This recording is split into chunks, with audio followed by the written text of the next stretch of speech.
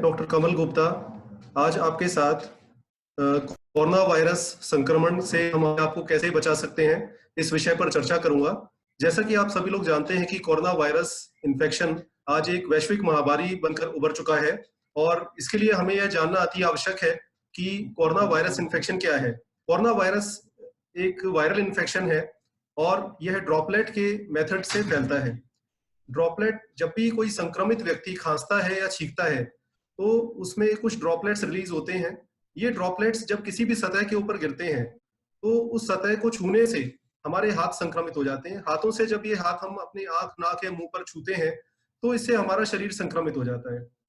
इस द्वारा ये इन्फेक्शन जो है एक व्यक्ति से दूसरे व्यक्ति तक फैलता है।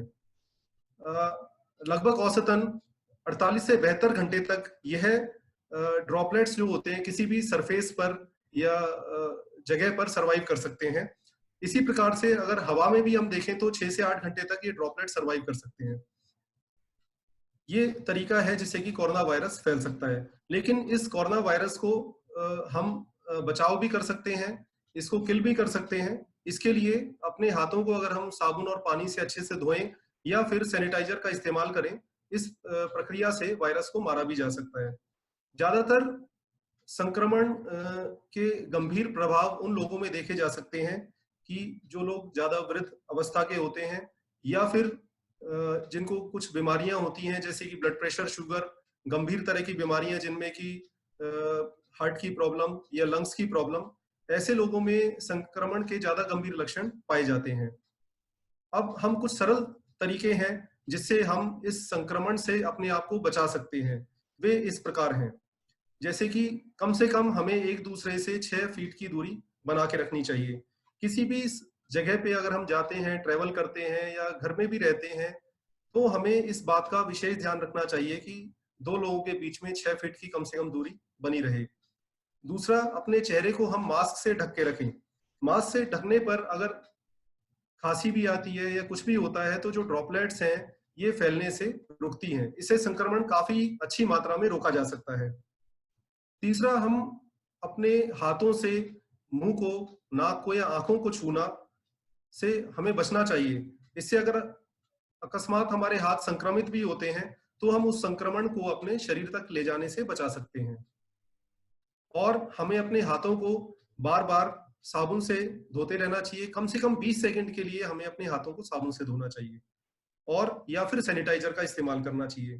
तो दोस्तों, ये कुछ तरीके हैं जिसके द्वारा हम संक्रमण से अपने आप को बचा सकते हैं। बाकी जो ज्यादा वृद्धावस्था के लोग हैं या जिनको शुगर, ब्लड प्रेशर या जैसे जो बीमारियों का मैं अब जिक्र किया, इस तरह की अगर कोई भी बीमारी है तो वो अपना विशेष ध्यान रखें। वे लोग घर से निकलने से बिल्कुल बचें और ये कुछ तरीके हैं जिससे हम बचाव कर सकते हैं। इसके अलावा यह संक्रमण उन लोगों में ज्यादा होता है जिनकी इम्यूनिटी कमजोर होती है। तो इम्यूनिटी बूस्ट करने के लिए हमें कुछ करना चाहिए, जैसे कि सीजनल फ्रूट्स और वेजिटेबल्स हैं, इनको पर्याप्त मात्रा में इनका सेवन करना चाहिए। रेगुलर व्यायाम करना चाहिए। आधे से 1 घंटे का व्यायाम पर्याप्त है।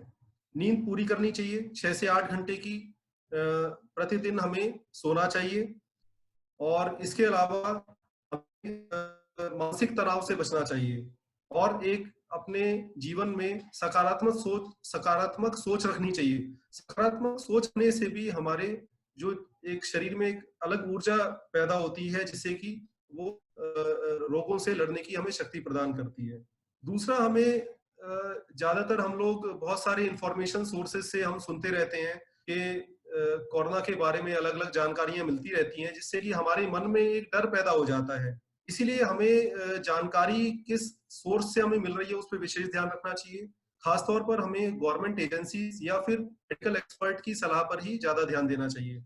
इसके अलावा हमें घर से बाहर निकलने में बचना चाहिए और अगर हमें डॉक्टर की परामर्श भी चाहिए रूटीन कंसल्टेशन के लिए, आजकल टेली कंसल्टेशन डेवलप हुआ है। टेली कंसल्टेशन के माध्यम से हम लोग डॉक्टर की सलाह ले सकते हैं।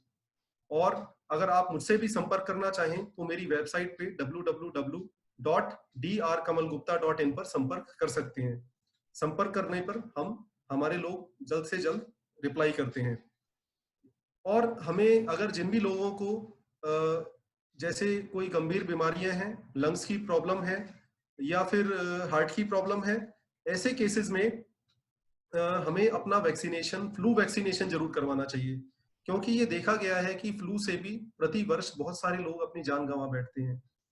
और इसके अलावा time is the biggest healer, और यह माना जाता है कि समय के साथ कुछ ना कुछ जो हमारे रिसर्चर्स हैं वो लगे हुए हैं, और जल्द ही मैं मानता हूं कि कोई ना कोई अच्छी वैक्सीन और इसका पुख्ता इलाज हमारे सामने जरूर आएगा, और हम इस बीमारी से ज्यादा अच्छे तरीके से लड़ पाएंगे।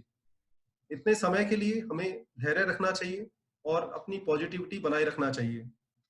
दूसरा, अगर किसी भी व्यक्ति को अगर दिल की बीमारी से संबंधित कोई भी लक्षण अगर उत्पन्न होते हैं, जैसे कि छाती में दर्द होना, सांस का फूलना या फिर पसीने आना, ऐसे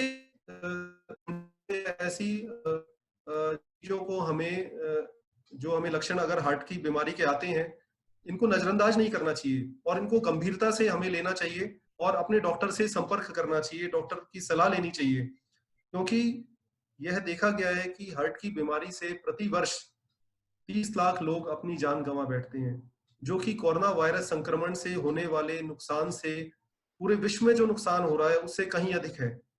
इसलिए दोस्तों, अपने दिल की बीमारी का भी विशेष ध्यान रखें, और अगर किसी को इस तरह के दिल के लक्षण भी होते हैं तो अपने डॉक्टर से तुरंत सलाह लें, तुरंत कंसल्ट करें। बहुत बहुत धन्यवाद।